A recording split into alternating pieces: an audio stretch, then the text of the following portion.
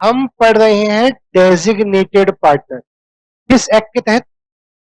Limited liability partnership में एक term आती है कि हर एलएलपी के अंदर तो डेजिग्नेटेड पार्टनर होने चाहिए। हम शॉर्ट में इसको टीपी बोलेंगे। क्या बोलेंगे?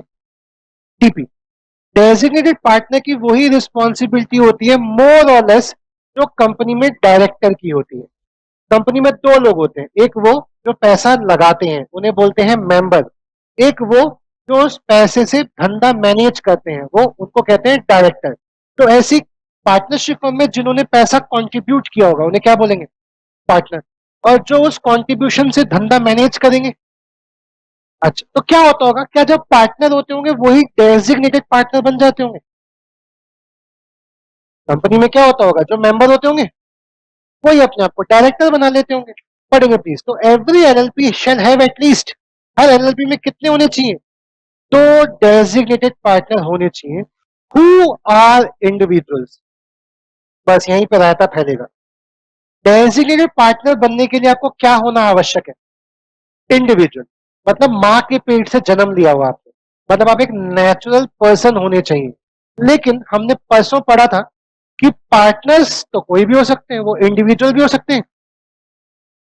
अब यहीं पे आपके दिमाग में एक इशू आना चाहिए कि सर एक है मिस्टर मिस्टर वाई और एक है मिस्टर जी, ये दोनों मिलके एलएलपी ओपन करना चाहते हैं, एलएलपी वन ओपन कर सकते हैं। अब ये मिस्टर वाई ये मिस्टर जी कौन है? पार्टनर्स हैं जो पैसा लगाएंगे, क्योंकि ये दोनों मिलके ही खोल रहे हैं। तो डीपी किसको बनाएंगे? एक तो बन गया वाई और दूसरा बन गया जी। तो मिस्टर वाई मिस्टर जी डीपी भी है और मिस्टर वाई मिस्टर जी पार्टनर भी है। ये बात समझ गए आप? इन्होंने पैसा लगाया भी और धंधे को मैनेज कौन करेगा? यही दोनों। बड़ा सिंपल सा टॉपिक है। बट हमने पढ़ा कि पार्टनर तो एलएलपी भी हो सकती है, क्योंकि LLP is a body corporate and body corporate can be a partner in LLP. तो ये है एलएलपी वन और ये है मिस्टर वाई, दोनों मिलके ओपन करना चाहते हैं एलएलपी टू। बताओ ओपन हो सकती है? हाँ, क्योंकि पार्टनर कौन हो सकता है? इंडिविजुअल भी और बॉडी कॉर्पोरेट भी। देखिए जब हम डीपी बनाने जाएंगे तो अभी हमने क्या पढ़ा? डीपी बनने के लिए क्या रिक्वायरमेंट है?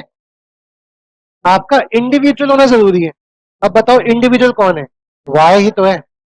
LLP is not individual, LLP is a artificial legal person. LLP one is not a natural person. तो एलएलपी वन तुम क्या नहीं बन सकती? डीपी नहीं बन सकती। तो ऐसे केस के लिए कानून क्या कहता है? प्लीज पढ़ना। Provided that in case of a LLP in which all the partners are body corporate, सारे पार्टनर क्या है? ऐसा हो सकता है एलएलपी वन एलएलपी टू मिलके एक एलएलपी थ्री खोल लें, तो आप पार्टनर्स कौन है?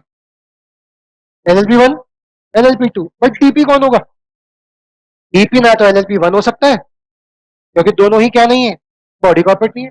तो अगर सारे पार्टनर बॉडी कॉर्पोरेट है या फिर एक या एक से एक पार्टनर इंडिविजुअल है और बाकी पार्टनर्स क्या है? तो ऐसे में at least two individual who are partner, जो पार्टनर्स होंगे वही क्या बन जाएंगे? डीपी। लेकिन अगर सर जैसे इस वाले केस में क्या दो का क्राइटेरिया फुलफिल हो पा रहा है इंडिविजुअल के द्वारा, या एक ही फुलफिल हो पा रहा है? दूसरा तो गायब है। सपोज अगर यहाँ पे मिस्टर जी भी खोलते, मतलब तो पार्टनर कितने हो गए?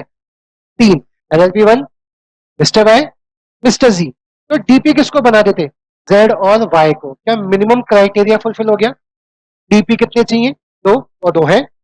लेकिन सपोज जेड है ही नहीं, अब क्या करें? तो लॉ कहता है, प्लीज पढ़ेंगे, लॉ कहता है प्लीज पढ़ेंगे, nominee of such body corporate shall act as a DP. मतलब एलएलपी वन क्या करेगी? अपना एक नॉमिनी अपॉइंट करेगी। सपोज नॉमिनी अपॉइंट किया ए, तो A will be called as designated partner with Y. तो प्लीज मेरे क्वेश्चन का आंसर करेंगे, इस केस सिनेरियो के हिसाब से पार्टनर कौन है? एलएलपी वन मिस्टर वाई, सुन रहे हो? अरे हाँ। और डीपी कौन है? मिस्टर ए और वाई। यानी वाई पार्टनर भी है, डीपी भी है, but mister A designated partner है बट पार्टनर नहीं। ये बात समझ पा रहे हो कि नहीं समझ पा रहे हो? अरे हाँ है ना। अच्छा, लॉ मेकर आगे क्या कहते हैं कि जो दो लोग डीपी होंगे उसमें से कोई एक कोई एक, मैं दोनों की रिक्वायरमेंट भी नहीं मांग रहा, कोई एक क्या हो,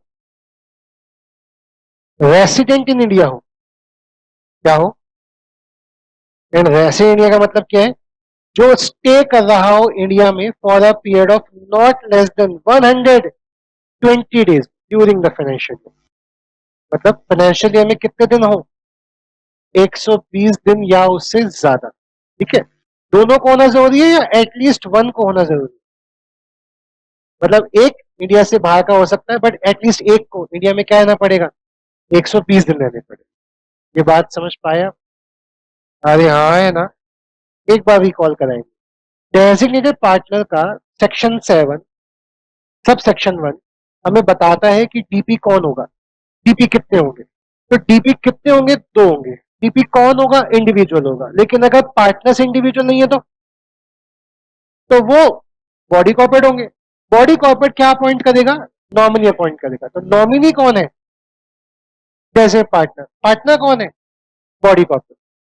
तो हो सकता है कि पार्टनर अलग हो और डेजिग्नेटेड पार्टनर अलग हो।